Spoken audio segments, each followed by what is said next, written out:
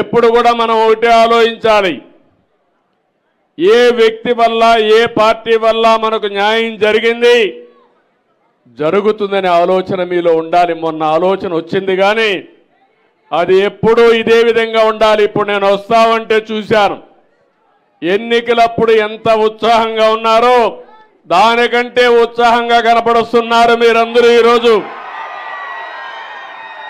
మొన్నటి వరకు మీ ముఖాల్లో నవ్వు కూడా లేదు. దానికి కారణం నవ్వితే కొట్టే నాయకుడు, కొట్టించే నాయకుడు, ఎవరైనా చనిపోతే ఏడిస్తే కొట్టే నాయకుడు, అంటే మన మనోభావాలు లెక్క లేకుండా ప్రవర్తించే నాయకుడు. అవునా కాదా అని మిమ్మల్ని అడుగుతున్నా.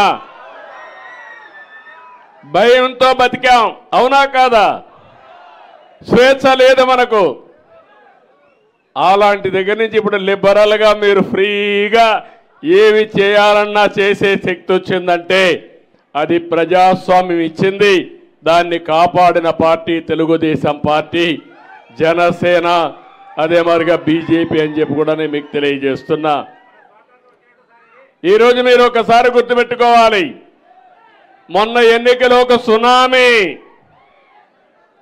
ఒక్కొక్క సీట్లో 95,000 మెజారిటీ. నేను ఆ రోజే చెప్పాను, రాబోయేది సునామీ.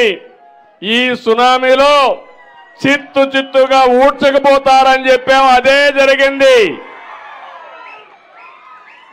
కానీ మీరందరూ ఓట్లు వేశారు, కానీ మీకు ఎన్నో హామీలు ఇచ్చాను చేయాలి, కానీ ఖజానా ఖాళీగా కనపడస్తా ఉంది, ఏమీ లేదు అక్కడ.